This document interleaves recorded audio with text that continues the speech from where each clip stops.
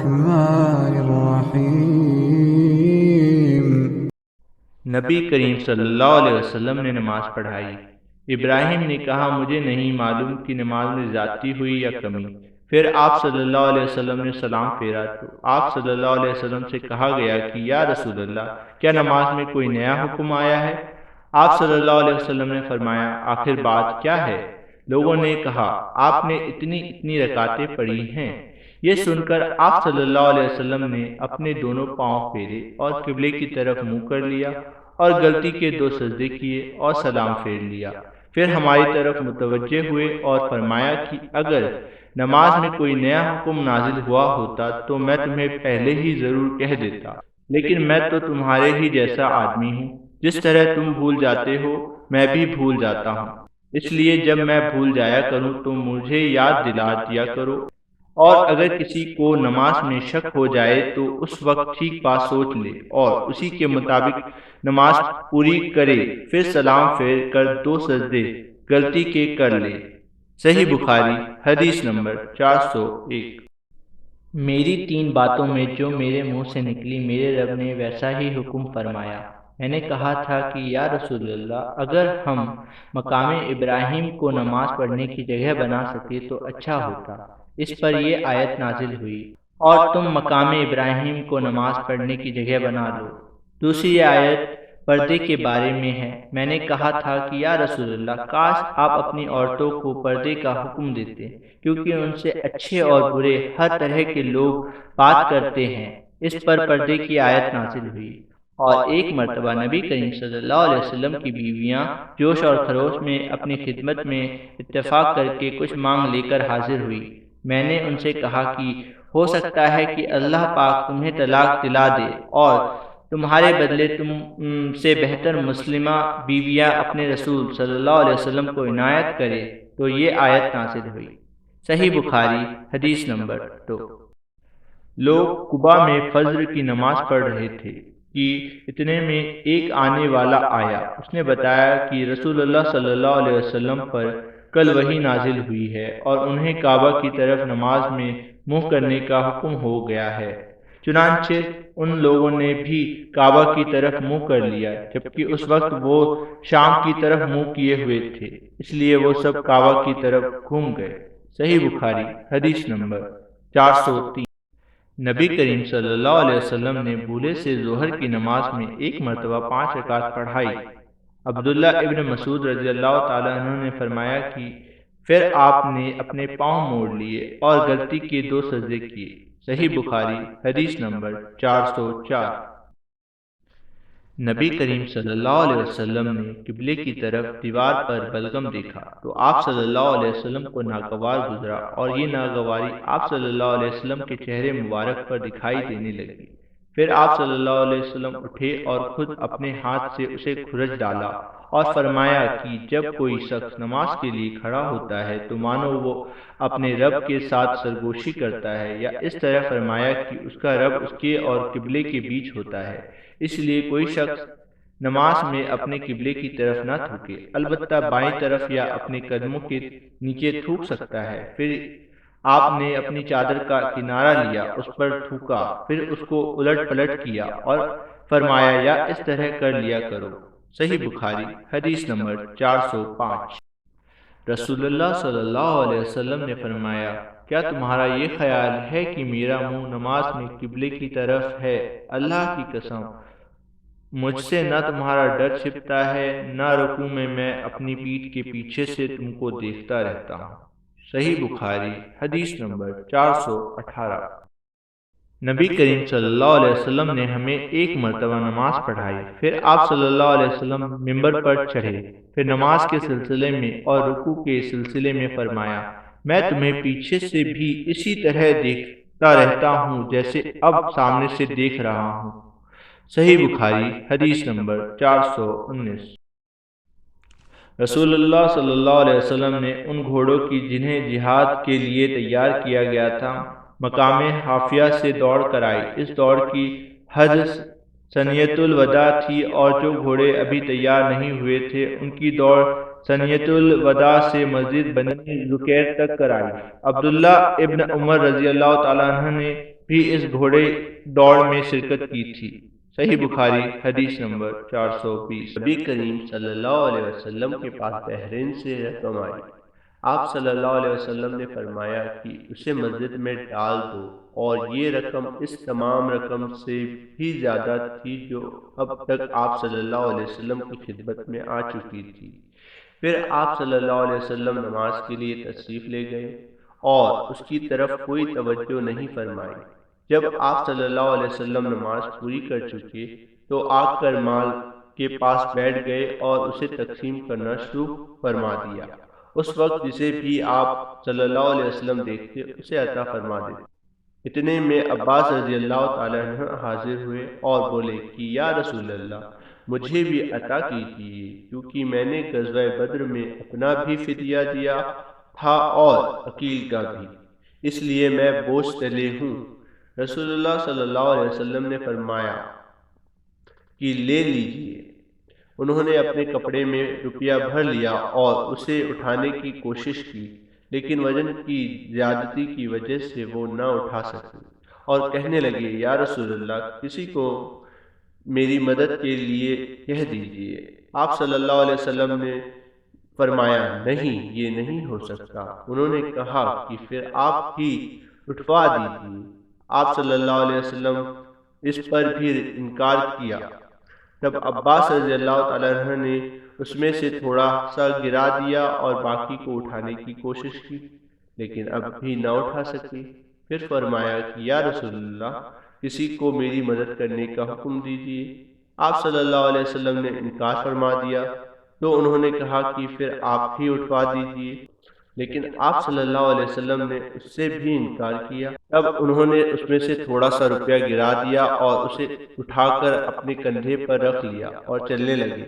رسول اللہ صلی اللہ علیہ وسلم کو ان کے اس لالچ پر اتنا تعجب ہوا کہ آپ صلی اللہ علیہ وسلم اس وقت تک ان کی طرف دیکھتے رہے جب تک وہ ہماری نظر سے غائب نہیں ہو گئے، اور آپ صلی اللہ علیہ وسلم بھی وہاں سے اس وقت تک نہ اٹھے جب تک کہ ایک درہم بھی باقی نہیں رہا۔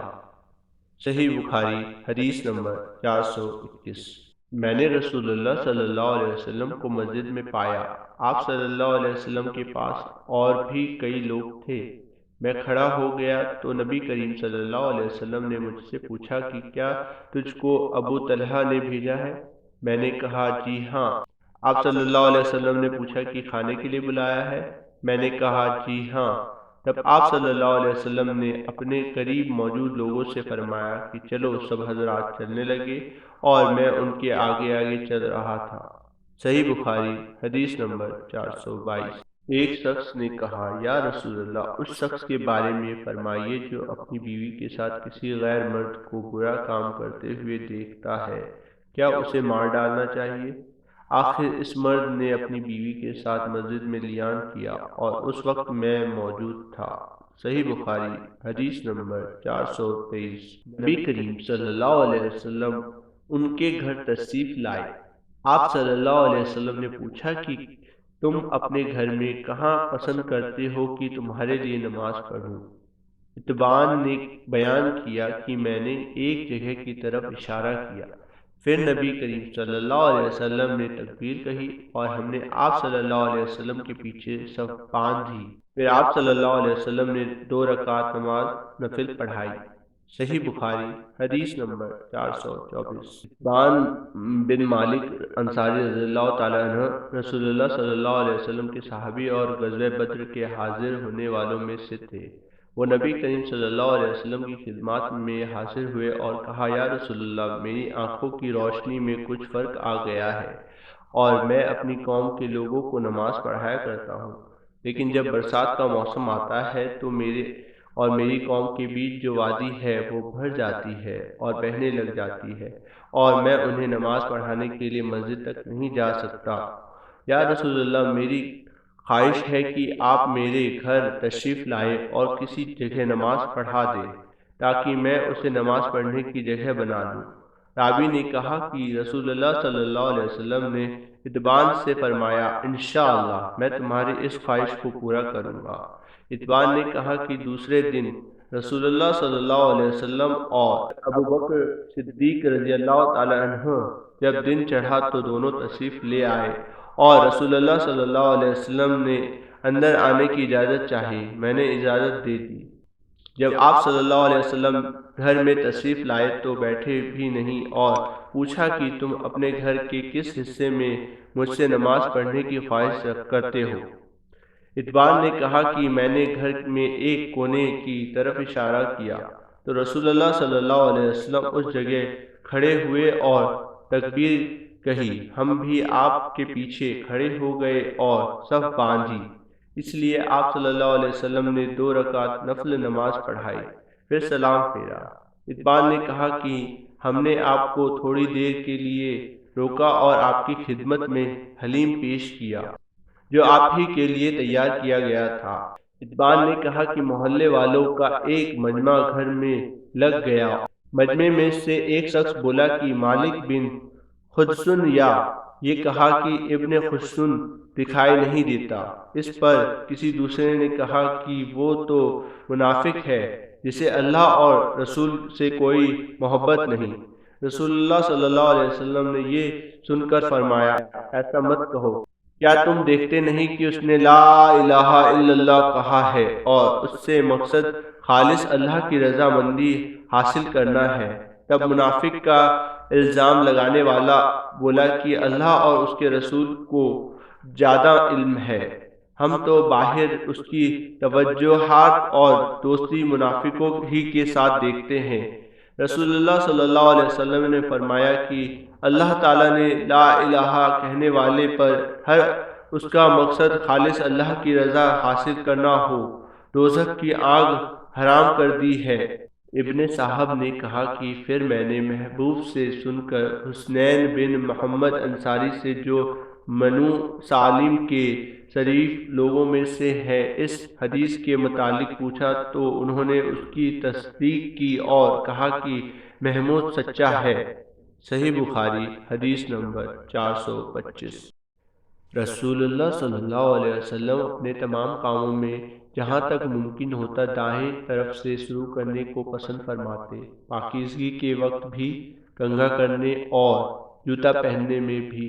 صحیح بخاری حدیث نمبر 426۔ ام حبا اور ام سلمہ رضی اللہ تعالیٰ عنہ دونوں نے ایک کلیسا کا ذکر کیا جسے انہوں نے حبشہ میں دیکھا تو اس میں مورتی تصویر تھی۔ انہوں نے اس کا تذکرہ نبی کریم صلی اللہ علیہ وسلم سے بھی کیا۔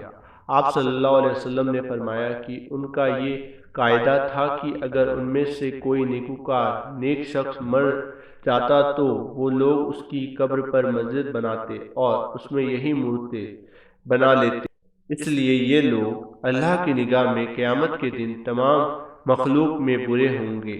صحیح بخاری حدیث نمبر 427۔ جب نبی کریم صلی اللہ علیہ وسلم مدینے تشریف لائے تو یہاں کے بلند حصے میں بنی عمرو بن عوف کے یہاں آپ اترے اور یہاں 24 راتیں قیام فرمایا۔ پھر آپ صلی اللہ علیہ وسلم نے بنو نجار کو بلا بھیجا تو وہ لوگ تلواریں لٹکائے ہوئے آئے۔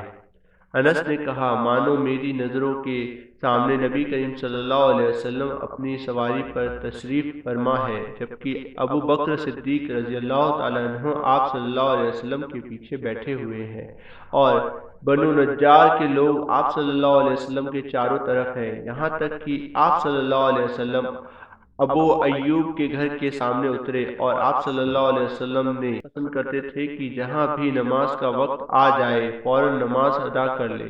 آپ صلی اللہ علیہ وسلم بکریوں کے باڑوں میں بھی نماز پڑھ لیتے تھے۔ پھر آپ صلی اللہ علیہ وسلم یہاں مسجد بنانے کے لیے حکم فرمایا، چنانچہ بنو نجار کے لوگوں کو آپ صلی اللہ علیہ وسلم نے بلوا کر فرمایا کہ اے بنو نجار، تم اپنے اس باغ کی قیمت مجھ سے لے لو۔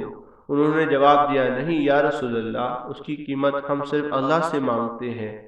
انس رضی اللہ تعالیٰ عنہ نے بیان کیا کہ میں جیسا کہ تمہیں بتا رہا تھا یہاں مشرکین قبریں تھی، اس باغ میں ایک ویران جگہ تھی اور کچھ کھجور کے پیڑ بھی تھے، اس لیے نبی کریم صلی اللہ علیہ وسلم نے مشرکین کی قبروں کو اکھڑوا دیا، ویرانہ کو صاف اور برابر کرا اور پیڑوں کو کٹوا کر ان کی لکڑیوں کو مسجد کے قبلے کی طرف بچھا دیا اور پتھروں کے ذریعے انہیں مضبوط بنا دیا۔ صحابہ پتھر اٹھاتے ہوئے رج بہادری پیدا کروانے والے کلام پڑھتے تھے، اور نبی کریم صلی اللہ علیہ وسلم بھی ان کے ساتھ تھے اور کہہ رہے تھے کہ اے اللہ، آخرت کے فائدے کے علاوہ اور کوئی فائدہ نہیں، اس لیے انصار اور مہاجرین کی مغفرت فرما۔ صحیح بخاری حدیث نمبر 428۔ نبی کریم صلی اللہ علیہ وسلم بکریوں کے باڑے میں نماز پڑھتے تھے۔ ابو ایوب یا صوبہ نے کہا، پھر میں نے انس کو یہ کہتے ہوئے سنا کہ نبی کریم صلی اللہ علیہ وسلم بکریوں کے باڑے میں مسجد کی تعمیر سے پہلے نماز پڑھا کرتے تھے۔ صحیح بخاری حدیث نمبر 429۔ میں نے ابن عمر رضی اللہ تعالیٰ عنہ کو اپنے اونٹنی کی طرف نماز پڑھتے دیکھا، اور انہوں نے فرمایا کہ میں نے نبی کریم صلی اللہ علیہ وسلم کو اسی طرح پڑھتے دیکھا تھا۔ صحیح بخاری حدیث نمبر 430۔ سورج گرہن ہوا تو نبی کریم صلی اللہ علیہ وسلم نے نماز پڑھی اور فرمایا کہ مجھے آگ دوزخ دکھلائی گئی، اس سے زیادہ بھیانک منظر میں نے کبھی نہیں دیکھا۔ صحیح بخاری حدیث نمبر 431۔ نبی کریم صلی اللہ علیہ وسلم نے فرمایا، اپنے گھروں میں بھی نماز پڑھا کرو اور انہیں بالکل مقبرہ نہ بنا لو۔ صحیح بخاری حدیث نمبر 432۔ رسول اللہ صلی اللہ علیہ وسلم نے فرمایا، ان عذاب والوں کے آثار سے اگر تمہارا گزر ہو تو روتے ہوئے گزرو، اگر اس موقع پر تم رو نہ سکو تو ان سے گزرو ہی نہیں، ایسا نہ ہو کہ تم پر بھی ان کا سا عذاب آ جائے۔ صحیح بخاری حدیث نمبر 433۔ ام سلمہ رضی اللہ تعالیٰ عنہ نے نبی کریم صلی اللہ علیہ وسلم سے ایک گرجا کا ذکر کیا جس کو انہوں نے حبشہ کے ملک میں دیکھا۔ اس کا نام ماریہ تھا۔ اس میں جو مورتیں دیکھی تھی وہ بیان کی۔ اس پر رسول اللہ صلی اللہ علیہ وسلم نے فرمایا کہ یہ ایسے لوگ تھے کہ اگر ان میں سے کوئی نیک بندہ، یا یہ فرمایا کہ نیک آدمی مر جاتا تو اس کی قبر پر مسجد بناتے اور اس میں یہ بت رکھتے، یہ لوگ اللہ کے نزدیک ساری مخلوق سے بدتر ہے۔ صحیح بخاری حدیث نمبر 434۔ جب نبی کریم صلی اللہ علیہ وسلم مرضۃ الموت میں مبتلا ہوئے تو آپ صلی اللہ علیہ وسلم اپنی چادر کو بار بار چہرے پر ڈالتے، جب کچھ فائدہ ہوتا تو اپنے مبارک چہرے سے چادر ہٹا دیتے۔ آپ صلی اللہ علیہ وسلم نے اسی اضطراب اور پریشانی کی حالت میں فرمایا، یہود اور نصارہ پر اللہ کی پھٹکار ہو کہ انہوں نے اپنے نبیوں کی قبروں کو مسجد بنا لیا۔ آپ صلی اللہ علیہ وسلم یہ فرما کر امت کو ایسے کاموں سے ڈراتے رہے۔ صحیح بخاری حدیث نمبر 435۔ جب نبی کریم صلی اللہ علیہ وسلم مرضۃ الموت میں مبتلا ہوئے تو آپ صلی اللہ علیہ وسلم اپنی چادر کو بار بار چہرے پر ڈالتے، جب کچھ فائدہ ہوتا تو اپنے مبارک چہرے سے چادر ہٹا دیتے۔ آپ صلی اللہ علیہ وسلم نے اسی اضطراب اور پریشانی کی حالت میں فرمایا، یہود اور نصارہ پر اللہ کی پھٹکار ہو کہ انہوں نے اپنے نبیوں کی قبروں کو مسجد بنا لیا۔ آپ صلی اللہ علیہ وسلم یہ فرما کر امت کو ایسے کاموں سے ڈراتے رہے۔ صحیح بخاری حدیث نمبر 436۔ رسول اللہ صلی اللہ علیہ وسلم نے فرمایا، یہودیوں پر اللہ کی لعنت ہو، انہوں نے اپنے نبیوں کی قبروں کو مسجد بنا لیا۔ صحیح بخاری حدیث نمبر 437۔ رسول اللہ صلی اللہ علیہ وسلم نے فرمایا، مجھے 5 ایسی چیزیں عطا کی گئی ہے جو مجھ سے پہلے نبیوں کو نہیں دی گئی تھی۔ پہلا، 1 مہینے کی راہ سے میرا روب ڈال کر میری مدد کی گئی۔ دوسرا، میرے لیے تمام زمین میں نماز پڑھنے اور پاکی حاصل کرنے کی اجازت ہے، اس لیے میرے امت کے جس آدمی کی نماز کا وقت جہاں بھی آ جائے اسے وہی نماز پڑھ لینا چاہیے۔ تیسرا، میرے لیے مال غنیمت حلال کیا گیا۔ چوتھا، پہلے نبی خاص اپنی قوموں کی ہدایت کے لیے بھیجے جاتے تھے، لیکن مجھے دنیا کے تمام انسانوں کی ہدایت کے لیے بھیجا گیا ہے۔ پانچواں، مجھے شفاعت عطا کی گئی ہے۔ صحیح بخاری حدیث نمبر 438۔ عرب کے کسی قبیلے کی ایک کالی لونڈی تھی، انہوں نے اسے آزاد کر دیا تھا اور وہ انہی کے ساتھ رہتی تھی۔ اس نے بیان کیا کہ ایک بار ان کی ایک لڑکی جو دلہن تھی نہانے کو نکلی، اس کا کمر بند سرخ تسموں کا تھا، اس نے وہ کمر بند اتار کر رکھ دیا یا اس کے بدن سے گر گیا۔ پھر اس طرف سے ایک چیل گزری جہاں کمر بند پڑا تھا۔ چیل اسے سرخ رنگ کی وجہ سے گوشت سمجھ کر جھپٹ لی گئی۔ بعد میں قبیلے والوں نے اسے بہت تلاش کیا لیکن کہیں نہ ملا۔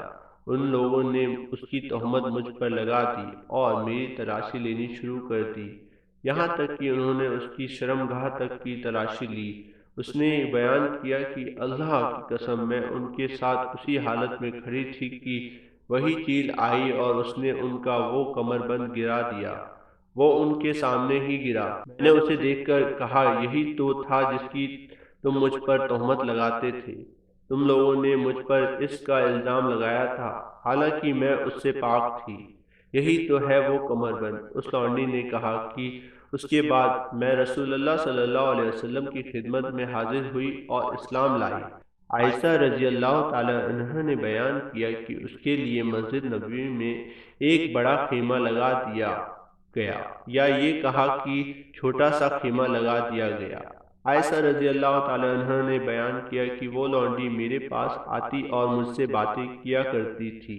جب بھی وہ میرے پاس آتی تو یہ ضرور کہتی کہ کمر بند کا دن ہمارے رب کی عجیب نشانیوں میں سے ایک ہے، اسی نے مجھے کفر کے ملک سے نجات دی۔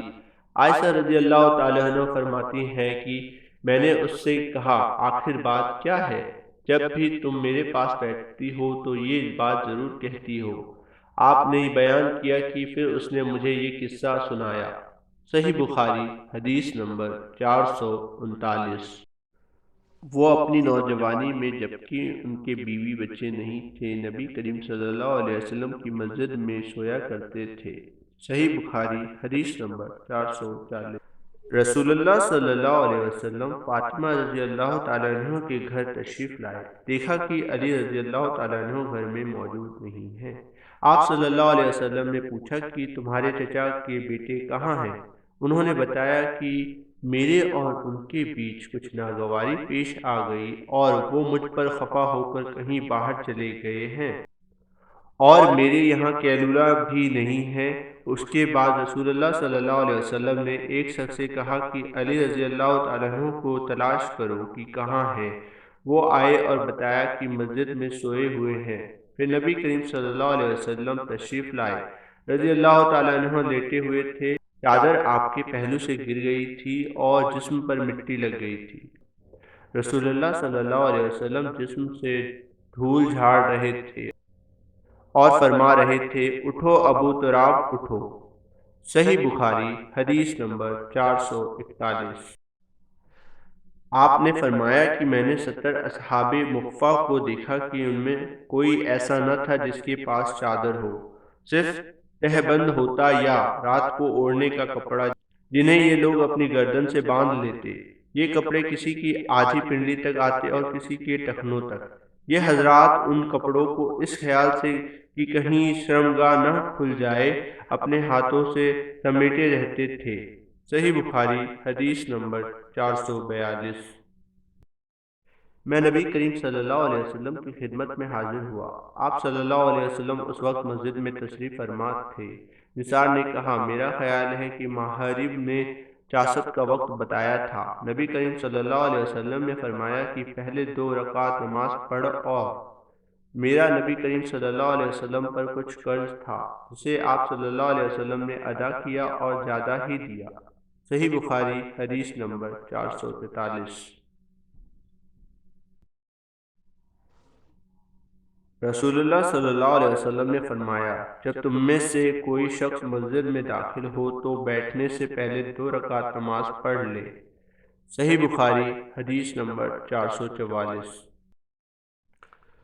رسول اللہ صلی اللہ علیہ وسلم نے فرمایا، جب تک تم اپنے مصلی پر جہاں تم نے نماز پڑھی تھی بیٹھے رہو اور ریاکاری نہ کرو تو فرشتے تم پر برابر درود بھیجتے رہتے ہیں، کہتے ہیں، اے اللہ اس کی مغفرت کیجیے، اے اللہ اس پر رحم کیجیے۔ صحیح بخاری حدیث نمبر 445۔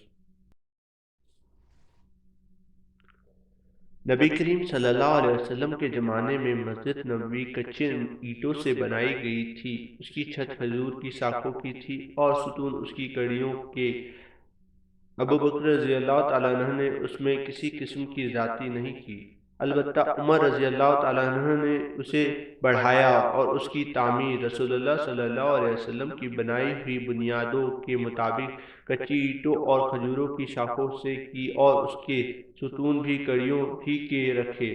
پھر عثمان رضی اللہ تعالیٰ عنہ نے اس کی عمارت کو بدل دیا اور اس میں بہت سی زیادتی کی۔ اس کی دیواریں نقاشی والے پتھروں اور چونے سے بنائی، اس کے ستون بھی نقاشی والے پتھر سے بنائے اور چھت ساگوان سے بنائی۔ صحیح بخاری حدیث نمبر 446۔ ابو سعید خدری رضی اللہ تعالیٰ عنہ کی خدمت میں جاؤ اور ان کی حدیثیں سنو۔ ہم گئے، دیکھا کہ ابو سعید رضی اللہ تعالیٰ عنہ اپنے باغ کو صحیح کر رہے تھے۔ ہم کو دیکھ کر آپ نے اپنی چادر سنبھالی اور گوٹ مار کر بیٹھ گئے، پھر ہم سے حدیث بیان کرنے لگے۔ جب مسجد نبوی کے بنانے کا ذکر آیا تو آپ نے بتایا کہ ہم تو مسجد کے بنانے میں حصہ لیتے وقت ایک ایک اینٹ اٹھاتے، لیکن عمار دو دو اینٹ اٹھا رہے تھے۔ نبی کریم صلی اللہ علیہ وسلم نے انہیں دیکھا تو ان کے بدن سے مٹی جھاڑنے لگے اور فرمایا، افسوس، عمار کو ایک باغی جماعت قتل کرے گی جسے عمار جنت کی دعوت دیں گے اور وہ جماعت عمار کو جہنم کی دعوت دے رہی ہوگی۔ ابو سعید خدری رضی اللہ تعالیٰ عنہ نے بیان کیا کہ عمار رضی اللہ تعالیٰ عنہ کہتے تھے کہ میں فتنوں سے اللہ کی پناہ مانگتا ہوں۔ صحیح بخاری حدیث نمبر 447۔ نبی کریم صلی اللہ علیہ وسلم نے ایک عورت کے پاس ایک آدمی بھیجا کہ وہ اپنے بڑھئی غلام سے کہے کہ میرے لیے ممبر لکڑیوں کے تختوں سے بنا دے جن پر میں بیٹھا کروں۔ صحیح بخاری حدیث نمبر 448۔ ایک عورت نے کہا، یا رسول اللہ، کیا میں آپ کے لیے کوئی ایسی چیز نہ بنوا دوں جس پر آپ صلی اللہ علیہ وسلم بیٹھا کریں؟ میرا ایک بڑھئی غلام بھی ہے۔ آپ صلی اللہ علیہ وسلم نے فرمایا، اگر تو چاہے تو ممبر بنوا دے۔ صحیح بخاری حدیث نمبر 449۔ مسجد نبوی کی تعمیر کے متعلق لوگوں کی باتوں کو سن کر آپ نے فرمایا کہ تم لوگوں نے بہت زیادہ باتیں کی ہیں، حالانکہ میں نے نبی کریم صلی اللہ علیہ وسلم سے سنا ہے کہ جس نے مسجد بنائی۔ بکیر راوی نے کہا، میرا خیال ہے کہ آپ نے یہ بھی فرمایا کہ اس سے مقصد اللہ تعالیٰ کی رضا ہو تو اللہ تعالیٰ ایسا ہی ایک مکان جنت میں اس کے لیے بنائے گا۔ صحیح بخاری حدیث نمبر 450۔ ایک شخص مسجد نبوی میں آیا اور وہ تیر لیے ہوئے تھا۔ رسول اللہ صلی اللہ علیہ وسلم نے اسے فرمایا کہ ان کی نوک تھامے رکھو۔ صحیح بخاری حدیث نمبر 451۔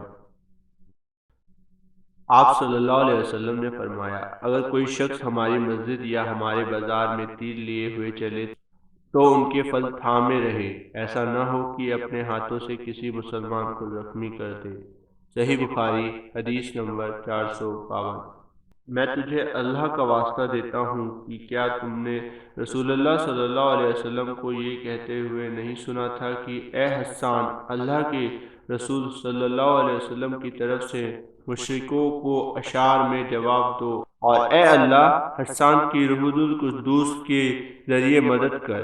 ابو ہریرہ رضی اللہ تعالیٰ عنہ فرماتے ہیں، ہاں میں گواہی دیتا ہوں، بے شک میں نے نبی کریم صلی اللہ علیہ وسلم کو یہ کہتے ہوئے سنا۔ صحیح بخاری حدیث نمبر 453۔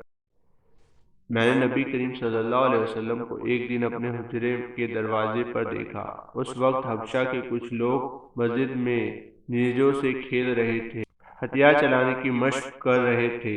رسول اللہ صلی اللہ علیہ وسلم نے مجھے اپنی چادر میں چھپا لیا تاکہ میں ان کا کھیل دیکھ سکوں۔ صحیح بخاری حدیث نمبر 454۔ میں نے نبی کریم صلی اللہ علیہ وسلم کو دیکھا جبکہ حبشہ کے لوگ چھوٹے نیزوں بھالوں سے مسجد میں کھیل رہے تھے۔ صحیح بخاری حدیث نمبر 455۔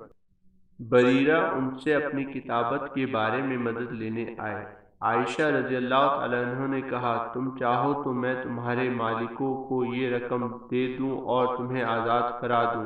اور تمہارا ولا کا تعلق مجھ سے قائم ہو۔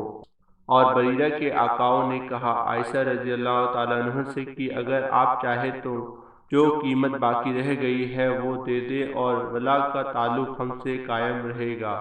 رسول اللہ صلی اللہ علیہ وسلم جب تشریف لائے تو میں نے آپ صلی اللہ علیہ وسلم سے اس بات کا ذکر کیا۔ آپ صلی اللہ علیہ وسلم نے فرمایا کہ تم بریرہ کو خرید کر آزاد کرو، اور ولا کا تعلق تو اسی کو حاصل ہو سکتا ہے جو آزاد کرائے۔ پھر رسول اللہ صلی اللہ علیہ وسلم ممبر پر تشریف لائے۔ سفیان نے اس حدیث کو بیان کرتے ہوئے ایک مرتبہ اس طرح کہا کہ پھر رسول اللہ صلی اللہ علیہ وسلم ممبر پر چڑھے اور فرمایا ان لوگوں کا کیا حال ہوگا جو ایسی شرطیں کرتے ہیں جن کا تعلق کتاب اللہ سے نہیں ہے۔ جو شخص بھی کوئی ایسی شرط کرے جو کتاب اللہ میں نہ ہو اس کی کوئی حیثیت نہیں ہوگی، حالانکہ وہ 100 مرتبہ کر لے۔ اس حدیث کی روایت مالک نے یحییٰ کے واسطے سے کی، وہ عمرہ سے کی، بریرہ اور انہوں نے ممبر پر چڑھنے کا ذکر نہیں کیا۔ صحیح بخاری حدیث نمبر 456۔ انہوں نے مسجد نبوی میں عبداللہ ابن ابی حضرت سے اپنی قرض کا تقاضا کیا اور دونوں کی بات چیت بلند آوازوں سے ہونے لگی، یہاں تک کہ رسول اللہ صلی اللہ علیہ وسلم نے بھی اپنے حجرے سے سن لیا۔ آپ پردہ ہٹا کر باہر تشریف لائے اور پکارا، عقب عقب رضی اللہ تعالیٰ عنہ بولے، جی یا رسول اللہ، حکم فرمائیے، کیا ارشاد ہے؟ آپ صلی اللہ علیہ وسلم نے فرمایا کہ تم اپنے قرض میں سے اتنا کم کر دو۔ آپ کا ارشاد تھا کہ آدھا کم کر دیں۔ انہوں نے کہا یا رسول اللہ، میں نے خوشی سے ایسا کر دیا۔ پھر آپ نے ابن ابی حضرت سے فرمایا، اچھا اب اٹھو اور اس کا قرض ادا کرو جو آدھا معاف کر دیا گیا ہے۔ صحیح بخاری حدیث نمبر 457۔ ایک حبشی مرد یا حبشی عورت مسجد نبوی میں جھاڑو دیا کرتی تھی۔ ایک دن اس کا انتقال ہو گیا تو رسول اللہ صلی اللہ علیہ وسلم نے اس کے متعلق دریافت فرمایا۔ لوگوں نے بتایا کہ وہ انتقال کر گئی۔ آپ صلی اللہ علیہ وسلم نے اس پر فرمایا کہ تم نے مجھے کیوں نہ بتایا؟ پھر آپ صلی اللہ علیہ وسلم قبر پر تشریف لائے اور اس پر نماز پڑھی۔ صحیح بخاری حدیث نمبر 458۔ جب سورہ بقرہ کی سود سے متعلق آیت نازل ہوئی تو نبی کریم صلی اللہ علیہ وسلم مسجد میں تشریف لے گئے، ان آیت کو لوگوں کے سامنے تلاوت فرمائی، پھر فرمایا کہ شراب کی تجارت حرام ہے۔ صحیح بخاری حدیث نمبر 459۔ ایک مرد یا عورت مسجد میں جھاڑو دیا کرتا تھا۔ ابو رافع نے کہا میرا خیال ہے کہ وہ عورت ہی تھی۔ پھر انہوں نے نبی کریم صلی اللہ علیہ وسلم کی حدیث نقل کی کہ آپ صلی اللہ علیہ وسلم نے اس کی قبر پر نماز پڑھی۔ صحیح بخاری حدیث نمبر 460۔ آپ صلی اللہ علیہ وسلم نے فرمایا کہ پچھلے رات ایک سرکش جن اچانک میرے پاس آیا، یا اس طرح کی کوئی بات آپ نے فرمائی۔ وہ میری نماز میں خلل ڈالنا چاہتا تھا، لیکن اللہ تبارک و تعالی نے مجھے اس پر قابو دے دیا اور میں نے سوچا کہ مسجد کے کسی ستون کے ساتھ اسے باندھ دوں تاکہ تم سب بھی اسے صبح دیکھو۔ پھر مجھے اپنے بھائی سلیمان کی یہ دعا یاد آ گئی جو سورہ سعد میں ہے، اے میرے رب، مجھے ایسا ملک عطا کرنا جو میرے بعد کسی کو حاصل نہ ہو۔ حدیث کے راوی روح نے بیان کیا کہ نبی کریم صلی اللہ علیہ وسلم نے اس شیطان کو جلیل کر کے دھتکار دیا۔ صحیح بخاری حدیث نمبر 461۔ رسول اللہ صلی اللہ علیہ وسلم نے کچھ سوار نجد کی طرف بھیجے جو تعداد میں 30 تھے۔ یہ لوگ بنو حنیفہ کے ایک شخص کو جس کا نام ثمامہ بن اسال تھا پکڑ کر لائے۔ انہوں نے اسے مسجد کے ایک ستون میں باندھ دیا۔ پھر رسول اللہ صلی اللہ علیہ وسلم تشریف لائے اور تیسرے دن ثمامہ کی نیک طبیعت دیکھ کر آپ صلی اللہ علیہ وسلم نے فرمایا کہ ثمامہ کو چھوڑ دو۔ رہائی کے بعد وہ مسجد نبوی سے قریب ایک کھجور کے باغ تک گیا اور وہاں غسل کیا، پھر مسجد میں داخل ہوا اور کہا، میں شہادت دیتا ہوں کہ اللہ کے سوا کوئی معبود نہیں اور یہ کہ محمد صلی اللہ علیہ وسلم اللہ کے سچے رسول ہیں۔ صحیح بخاری حدیث نمبر 462۔ غزوہ خندق میں سعد رضی اللہ تعالیٰ عنہ کے بازو کی ایک نس عقل میں ایک زخم آ گیا تھا۔ ان کے لیے نبی کریم صلی اللہ علیہ وسلم نے مسجد میں ایک خیمہ گاڑ دیا تاکہ آپ قریب رہ کر ان کی دیکھ بھال کیا کریں۔ مسجد ہی میں بنی غفاری کے لوگوں کا بھی ایک خیمہ تھا۔ سعد رضی اللہ تعالیٰ عنہ کے زخم کا خون جو نس سے کثرت سے نکل رہا تھا بہہ کر جب ان کے خیمے تک پہنچا تو وہ ڈر گئے۔ انہوں نے کہا کہ اے خیمے والو، تمہاری طرف سے یہ کیسا خون ہمارے خیمے تک آ رہا ہے؟ پھر انہیں معلوم ہوا کہ یہ خون سعد رضی اللہ تعالیٰ عنہ کے زخم سے بہہ رہا ہے۔ سعد رضی اللہ تعالیٰ عنہ کا اسی زخم کی وجہ سے انتقال ہو گیا۔ صحیح بخاری حدیث نمبر 463۔ میں نے رسول اللہ صلی اللہ علیہ وسلم سے حجۃ الوداع میں اپنی بیماری کا شکوہ کیا۔ میں نے کہا کہ میں پیدل طواف نہیں کر سکتی، تو آپ صلی اللہ علیہ وسلم نے فرمایا کہ لوگوں کے پیچھے رہ اور سوار ہو کر طواف کر۔ اس لیے میں نے طواف کیا اور رسول اللہ صلی اللہ علیہ وسلم اس وقت بیت اللہ کے قریب نماز میں آیات کی تلاوت کر رہے تھے۔ صحیح بخاری حدیث نمبر 464۔ دو شخص نبی کریم صلی اللہ علیہ وسلم کے پاس سے نکلے، ایک عباد بن بشر اور دوسرے صاحب میرے خیال کے مطابق اسیر بن حضیر تھے۔ رات تاریک تھی اور دونوں ساتھیوں کے پاس روشن چراغ کی طرح کوئی چیز تھی جس سے ان کے آگے آگے روشنی پھیل رہی تھی۔ اس لیے جب وہ دونوں ساتھی ایک دوسرے سے جدا ہوئے تو ہر ایک کے ساتھ ایک ایک چراغ رہ گیا جو گھر تک ساتھ رہا۔ صحیح بخاری حدیث نمبر 465۔ ایک بار رسول اللہ صلی اللہ علیہ وسلم نے خطبے میں فرمایا کہ اللہ تعالیٰ نے اپنے ایک بندے کو دنیا اور آخرت کے رہنے میں اختیار دیا کہ وہ جس کو چاہے اختیار کرے۔ بندے نے وہ پسند کیا جو اللہ کے پاس ہے، یعنی آخرت۔ یہ سن کر ابو بکر رضی اللہ تعالیٰ عنہ رونے لگے۔ میں نے اپنے دل میں کہا کہ اگر اللہ نے اپنے کسی بندے کو دنیا اور آخرت میں سے کسی کو اختیار کرنے کو کہا اور اس بندے نے آخرت پسند کر لی تو اس میں ان بزرگ کے رونے کی کیا وجہ ہے؟ لیکن یہ بات تھی کہ بندے سے مراد رسول اللہ صلی اللہ علیہ وسلم ہی تھے اور ابو بکر رضی اللہ تعالیٰ عنہ ہم سب سے زیادہ جاننے والے تھے۔ نبی کریم صلی اللہ علیہ وسلم نے ان سے فرمایا، ابو بکر آپ روئیے مت، اپنی صحبت اور اپنی دولت کے ذریعے تمام لوگوں سے زیادہ مجھ پر احسان کرنے والے آپ ہی ہیں، اور اگر میں کسی کو دوست بناتا تو ابو بکر کو بناتا، لیکن یعنی دوستی تو اللہ کے سوا کسی سے نہیں ہو سکتی، اس کے بدلے میں اسلام کی برادری اور دوستی کافی ہے۔ مسجد میں ابو بکر رضی اللہ تعالیٰ عنہ کی طرف کے دروازے کے سوا تمام دروازے بند کر دیے جائیں۔ صحیح بخاری حدیث نمبر 466۔ رسول اللہ صلی اللہ علیہ وسلم اپنے وفات کے مرض میں باہر تشریف لائے، سر پہ پٹی بندھی ہوئی تھی۔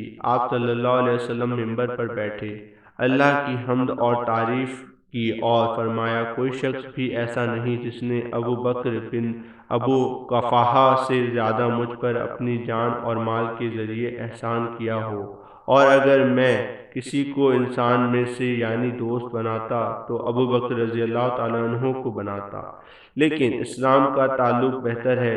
دیکھو ابو بکر کی کھڑکی چھوڑ کر اس مسجد کی تمام کھڑکیاں بند کر دی جائیں۔ صحیح بخاری حدیث نمبر 466۔ نبی کریم صلی اللہ علیہ وسلم جب مکہ تشریف لائے اور مکہ فتح ہوا تو آپ نے عثمان بن طلحہ رضی اللہ تعالیٰ عنہ کو بلایا جو کعبہ کے متولی چابی بردار تھے۔ انہوں نے دروازہ کھولا تو نبی کریم صلی اللہ علیہ وسلم، بلال، عثمان بن زید اور عثمان بن طلحہ چاروں اندر تشریف لے گئے۔ پھر دروازہ بند کر دیا گیا اور وہاں تھوڑی دیر تک ٹھہر کر باہر آئے۔ ابن عمر رضی اللہ تعالیٰ عنہ نے فرمایا کہ میں نے جلدی سے آگے بڑھ کر بلال سے پوچھا کہ نبی کریم صلی اللہ علیہ وسلم نے کعبے کے اندر کیا کیا کیا؟ انہوں نے بتایا کہ نبی کریم صلی اللہ علیہ وسلم نے اندر نماز پڑھی تھی۔ میں نے پوچھا کس جگہ؟ کہا کہ دونوں ستونوں کے بیچ۔ عبداللہ بن عمر رضی اللہ تعالیٰ عنہ نے فرمایا کہ یہ پوچھنا مجھے یاد نہ رہا کہ آپ نے کتنی رکعت پڑھی تھی۔ صحیح بخاری حدیث نمبر 468۔ رسول اللہ صلی اللہ علیہ وسلم نے کچھ سواروں کو نجد کی طرف بھیجا تھا۔ وہ لوگ بنو حنیفہ کے ایک شخص ثمامہ بن اسال کو بطور جنگی قیدی پکڑ لائے اور مسجد میں ایک ستون سے باندھ دیا۔ صحیح بخاری حدیث نمبر 469۔ میں مسجد نبوی میں کھڑا ہوا تھا، کسی نے میری طرف کنکری پھینکی۔ میں نے جو نظر اٹھائی تو دیکھا کہ عمر بن خطاب رضی اللہ تعالیٰ عنہ سامنے ہیں۔ آپ نے فرمایا کہ یہ سامنے جو دو شخص ہیں انہیں میرے پاس بلا کر لاؤ۔ میں نے بلایا۔ آپ نے پوچھا کہ تمہارا تعلق کس قبیلے سے ہے، یا یہ فرمایا کہ تم کہاں رہتے ہو؟ انہوں نے بتایا کہ ہم طائف کے رہنے والے ہیں۔ آپ نے فرمایا کہ اگر تم مدینے کے ہوتے تو میں تمہیں سزا دیے بغیر نہ چھوڑتا۔ رسول اللہ صلی اللہ علیہ وسلم کی مسجد میں آواز اونچی کرتے ہو۔ صحیح بخاری حدیث نمبر 470۔ انہوں نے عبداللہ ابن ابی حضرت رضی اللہ تعالیٰ عنہ سے اپنے ایک قرض کے سلسلے میں رسول اللہ صلی اللہ علیہ وسلم کے دور میں مسجد نبوی کے اندر تقاضا کیا۔ دونوں کی آواز کچھ اونچی ہو گئی، یہاں تک کہ رسول اللہ صلی اللہ علیہ وسلم نے بھی اپنے حجرے سے سن لیا۔ آپ اٹھے اور حجرے پر پڑے ہوئے پردے کو ہٹایا۔ آپ نے کعب بن مالک کو آواز دی، اے کعب۔ کعب بولے، یا رسول اللہ، حاضر ہوں۔ آپ نے اپنے ہاتھوں کے اشارے سے بتایا کہ وہ اپنا آدھا قرض معاف کر دے۔ کعب نے کہا کہ یا رسول اللہ، میں نے معاف کر دیا۔ آپ نے ابن ابی حضرت سے فرمایا، اچھا اب چل اٹھ، اس کا قرض ادا کر۔ صحیح بخاری حدیث نمبر 471۔ ایک شخص نے نبی کریم صلی اللہ علیہ وسلم سے پوچھا، جبکہ اس وقت آپ صلی اللہ علیہ وسلم منبر پر تھے، کہ رات کی نماز یعنی تہجد کس طرح پڑھنے کے لیے آپ فرماتے ہیں؟ آپ صلی اللہ علیہ وسلم نے فرمایا کہ دو دو رکعت کر کے پڑھ، اور جب صبح قریب ہونے لگے تو ایک رکعت پڑھ لے۔ یہ ایک رکعت اس ساری نماز کو طاق بنا دے گی۔ اور آپ صلی اللہ علیہ وسلم فرمایا کرتے تھے کہ رات کی آخری نماز کو طاق رکھا کرو، کیونکہ نبی کریم صلی اللہ علیہ وسلم نے اس کا حکم دیا۔ صحیح بخاری حدیث نمبر 472۔ ایک شخص نبی کریم صلی اللہ علیہ وسلم کی خدمت میں حاضر ہوا۔ آنے والے نے پوچھا کہ رات کی نماز کس طرح پڑھی جائے؟ آپ صلی اللہ علیہ وسلم نے فرمایا، دو دو رکعت، پھر جب سورج کے نکلنے کا اندیشہ ہو تو ایک رکعت وتر کی پڑھ لے، تاکہ تو نے جو نماز پڑھی ہے اسے یہ رکعت طاق بنا دے۔ اور امام بخاری نے فرمایا کہ ولید بن زیادہ نے کہا کہ مجھے عبید اللہ بن عبداللہ عمری نے بیان کیا۔ عبداللہ بن عمری رضی اللہ تعالیٰ عنہ نے ان سے بیان کیا کہ ایک شخص نے نبی کریم صلی اللہ علیہ وسلم کو آواز دی، جبکہ آپ صلی اللہ علیہ وسلم مسجد میں تشریف فرما تھے۔ صحیح بخاری حدیث نمبر 473۔ رسول اللہ صلی اللہ علیہ وسلم مسجد میں تشریف فرما تھے کہ تین آدمی باہر سے آئے۔ دو تو رسول اللہ صلی اللہ علیہ وسلم کی مجلس میں حاضری کی غرض سے آگے بڑھے، لیکن تیسرا چلا گیا۔ ان دونوں میں سے ایک نے بیچ میں خالی جگہ دیکھی اور وہاں بیٹھ گیا، دوسرا شخص پیچھے بیٹھ گیا، اور تیسرا تو واپس ہی جا رہا تھا۔ جب رسول اللہ صلی اللہ علیہ وسلم وعظ سے فارغ ہوئے تو آپ صلی اللہ علیہ وسلم نے فرمایا، کیا میں تمہیں ان تینوں کے متعلق ایک بات نہ بتاؤں؟ ایک شخص تو اللہ کی طرف بڑھا اور اللہ نے اسے جگہ دی، یعنی پہلا شخص رہا، دوسرا تو اس نے لوگوں میں گھسنے سے شرم کی، اللہ نے بھی اس سے شرم کی، تیسرے نے منہ پھیر لیا، اس لیے اللہ نے بھی اس کی طرف سے منہ پھیر لیا۔ صحیح بخاری حدیث نمبر 474۔ انہوں نے رسول اللہ صلی اللہ علیہ وسلم کو چت لیٹے ہوئے دیکھا۔ آپ صلی اللہ علیہ وسلم ایک پاؤں دوسرے پر رکھے ہوئے تھے۔ ابن صاحب زہری سے روایت ہوئی ہے، وہ سعید بن مسیب سے روایت کرتے ہیں کہ عمر اور عثمان رضی اللہ تعالیٰ عنہ بھی اسی طرح لیٹے ہوئے تھے۔ صحیح بخاری حدیث نمبر 475۔ نبی کریم صلی اللہ علیہ وسلم کی پاک بی بی ام المومنین عائشہ رضی اللہ تعالی عنہ نے بتایا کہ میں نے جب سے ہوش سنبھالا تو اپنے ماں باپ کو مسلمان ہی پایا، اور ہم پر کوئی دن ایسا نہیں گزرا جس میں رسول اللہ صلی اللہ علیہ وسلم صبح اور شام دن کے دونوں وقت ہمارے گھر تشریف نہ لائے ہوں۔ پھر ابو بکر رضی اللہ تعالیٰ عنہ کی سمجھ میں ایک ترکیب آئی تو انہوں نے گھر کے سامنے ایک مسجد بنا لی۔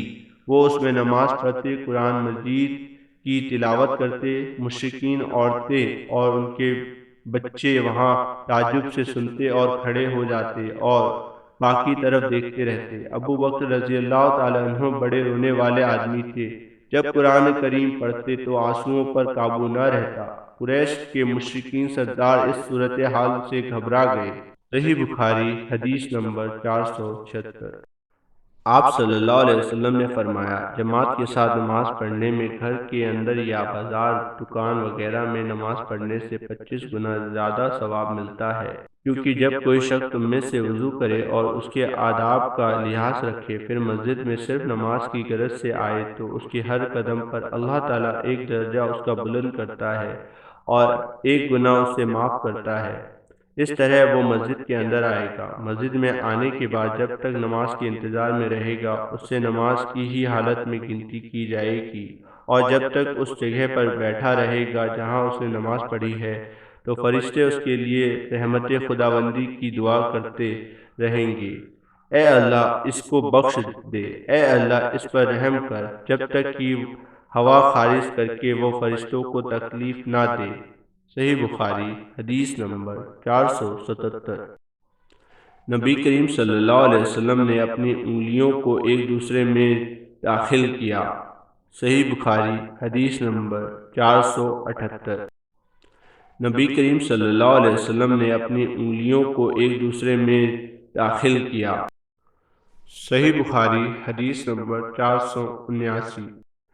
عبداللہ بن عمرو بن عاص رضی اللہ تعالی عنہ سے رسول اللہ صلی اللہ علیہ وسلم نے فرمایا کہ عبداللہ بن عمرو، تمہارا کیا حال ہوگا جب تم برے لوگوں میں رہ جاؤ گے۔ اس طرح یعنی آپ صلی اللہ علیہ وسلم نے ایک ہاتھ کی انگلیاں دوسرے ہاتھ میں کر کے دکھلائی۔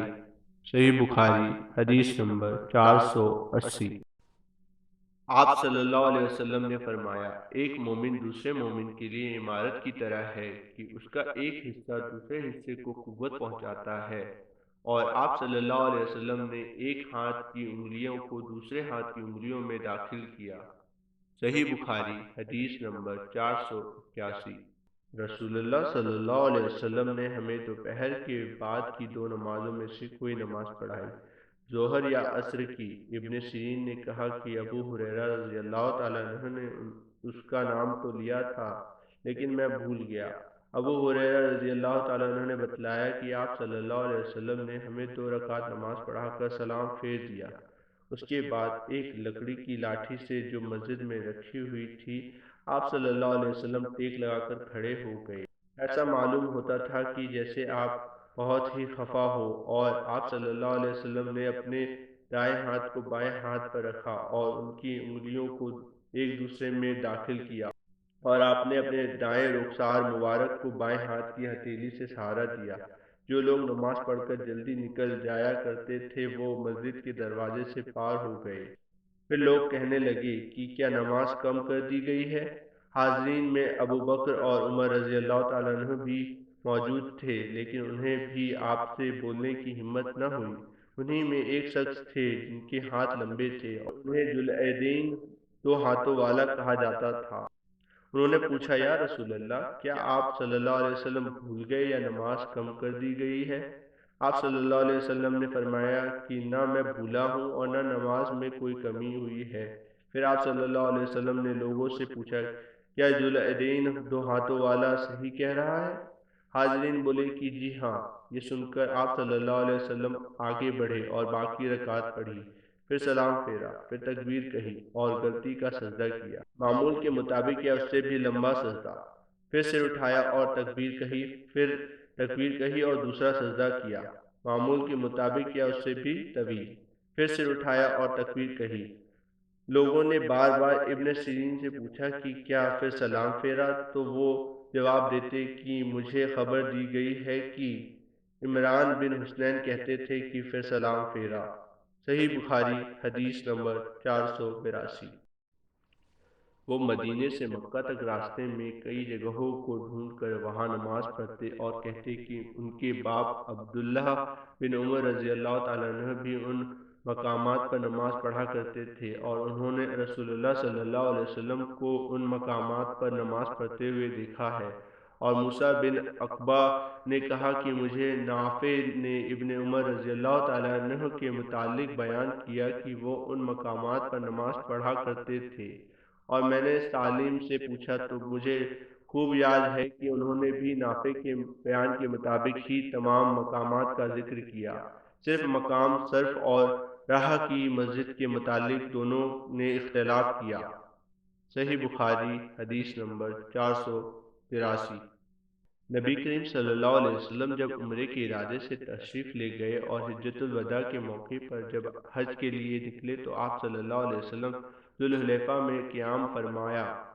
ذوالحلیفہ کی مسجد کے قریب آپ صلی اللہ علیہ وسلم ایک ببول کے پیڑ کے نیچے اترے، اور جب آپ کسی جہاد سے واپس ہوتے اور راستہ ذوالحلیفہ سے ہو کر گزرتا یا حج یا عمرہ سے واپسی ہوتی تو آپ وادی عتیق کے نشیبی علاقے میں اترتے، پھر جب وادی کے ڈھال سے اوپر چڑھتے تو وادی کے اوپری کنارے کے اس مشرقی حصے پر پڑاؤ ہوتا ہے جہاں کنکریاں اور ریت کا کشادہ نالہ ہے، یعنی بطحا میں۔ یہاں آپ صلی اللہ علیہ وسلم رات کو صبح تک آرام فرماتے۔ یہ مقام اس مسجد کے قریب نہیں ہے جو پتھر کی بنی ہے، آپ اس ٹیلے پر بھی نہیں ہوتے جس پر مسجد بنی ہوئی ہے، وہاں ایک گہرا نالہ تھا۔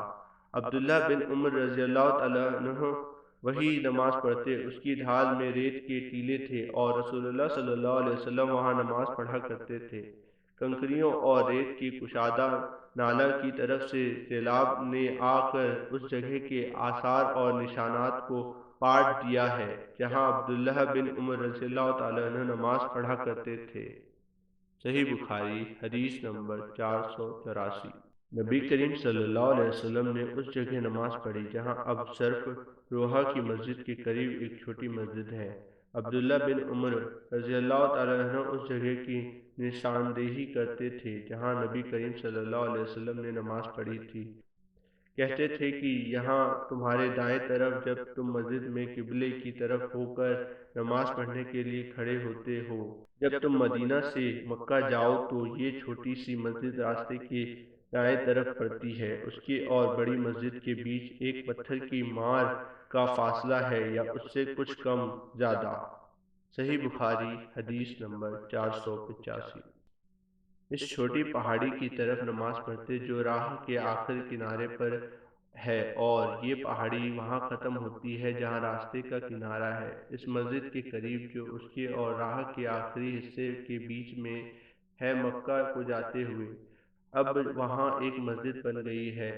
عبداللہ بن عمر رضی اللہ تعالیٰ عنہ اس مسجد میں نماز نہیں پڑھتے تھے بلکہ اس کو اپنے بائیں طرف مقابل میں چھوڑ دیتے، خود پہاڑی ارک الطیبہ کی طرف نماز پڑھتے تھے۔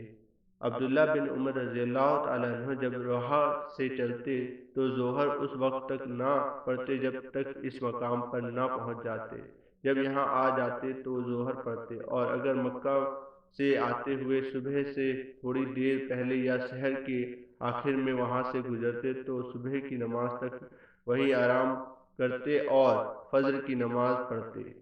صحیح بخاری حدیث نمبر 486۔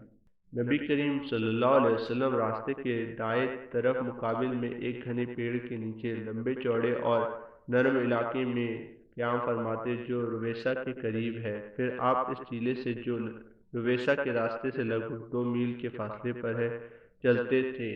اب اس پیڑ کا اوپر کا حصہ ٹوٹ گیا ہے اور بیچ میں سے دوہرا ہو کر جڑ پر کھڑا ہے، اس کی جڑ میں ریت کے بہت سے ٹیلے ہیں۔ صحیح بخاری حدیث نمبر 487۔ نبی کریم صلی اللہ علیہ وسلم نے اس ٹیلے کے کنارے پر بھی نماز پڑھی جہاں سے پانی اترتا ہے، یہ مقام حجبہ کو جاتے ہوئے عرض کے پیچھے پڑتا ہے۔ اس مسجد کے پاس 2 یا 3 قبریں ہیں، ان قبروں پر اوپر تلے پتھر رکھے ہوئے ہیں، راستے کے دائیں طرف ان بڑے پتھروں کے پاس ہے جو راستے میں ہے۔ حضرت عبداللہ بن عمر رضی اللہ تعالیٰ عنہ دوپہر کو سورج ڈھلنے کے بعد چلتے اور ظہر اسی مسجد میں آ کر پڑھا کرتے تھے۔ صحیح بخاری حدیث نمبر 488۔ رسول اللہ صلی اللہ علیہ وسلم نے راستے کے بائیں طرف ان گھنے پیڑوں کے پاس قیام فرمایا جو ہرشی پہاڑی کے نزدیک ڈھال میں ہے۔ یہ ڈھالوان جگہ ہرشی کے ایک کنارے سے ملی ہوئی ہے۔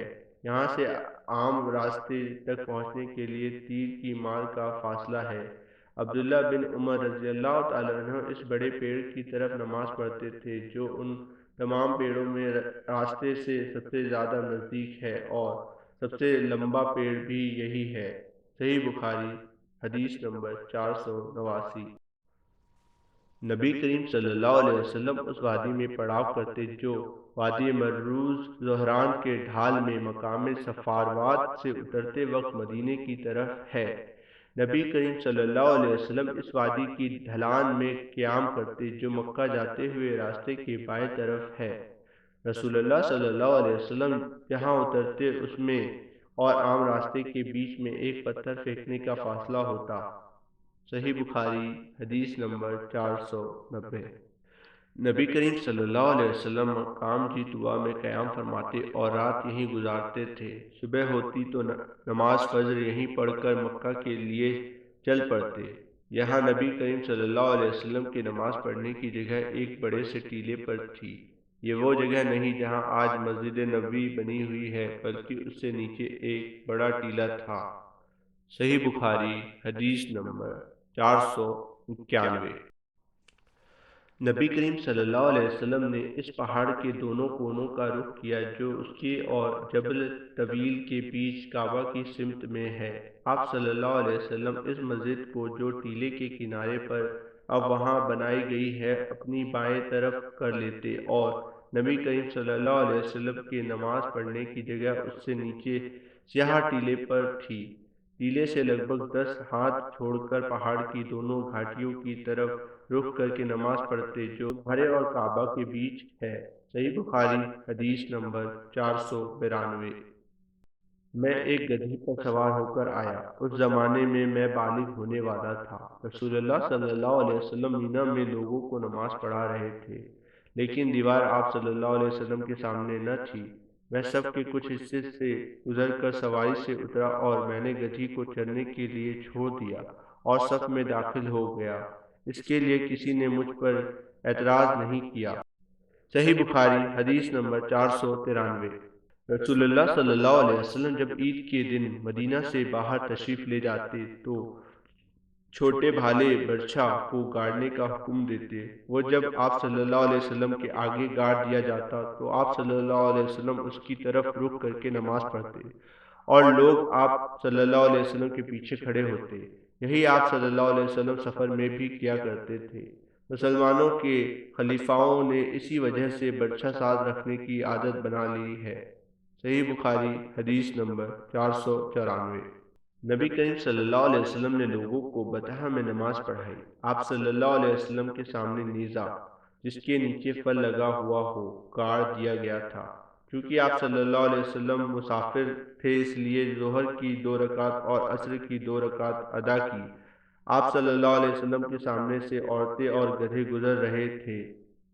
صحیح بخاری حدیث نمبر 495۔ نبی کریم صلی اللہ علیہ وسلم کے سجدہ کرنے کی جگہ اور دیوار کے بیچ ایک بکری کے گزر سکنے کا فاصلہ رہتا تھا۔ صحیح بخاری حدیث نمبر 496۔ مسجد کی دیوار اور ممبر کے بیچ بکری کے گزر سکنے کے فاصلے کے برابر جگہ تھی۔ صحیح بخاری حدیث نمبر 497۔ نبی کریم صلی اللہ علیہ وسلم کے لیے برچھا گاڑ دیا جاتا، آپ صلی اللہ علیہ وسلم اس کی طرف نماز پڑھتے تھے۔ صحیح بخاری حدیث نمبر 498۔ رسول اللہ صلی اللہ علیہ وسلم دوپہر کے وقت باہر تشریف لائے۔ آپ صلی اللہ علیہ وسلم کی خدمت میں وضو کا پانی پیش کیا گیا، جس سے آپ صلی اللہ علیہ وسلم نے وضو کیا۔ پھر آپ صلی اللہ علیہ وسلم نے ہمیں ظہر کی اور عصر کی نماز پڑھائی، جبکہ آپ صلی اللہ علیہ وسلم کے سامنے نیزہ گاڑ دیا گیا تھا۔ عورتیں اور گدھے پر سوار لوگ اس کے آگے سے گزر رہے تھے۔ صحیح بخاری حدیث نمبر 499۔ نبی کریم صلی اللہ علیہ وسلم جب ضرورت سے فارغ ہونے کے لیے نکلتے تو میں اور ایک اور لڑکا آپ صلی اللہ علیہ وسلم کے پیچھے پیچھے جاتے۔ ہمارے ساتھ اکازا جھنڈا جس کے نیچے لوہے کا فر لگا ہوا ہو یا چھڑی یا نیزہ ہوتا، اور ہمارے ساتھ ایک چھاگل بھی ہوتا۔ جب نبی کریم صلی اللہ علیہ وسلم ضرورت سے فارغ ہو جاتے تو آپ صلی اللہ علیہ وسلم کو وہ چھاگل دے دیتے۔ صحیح بخاری حدیث number 500۔ If you enjoy the video, please like the video, share with friends, and don't forget to subscribe and hit the bell icon.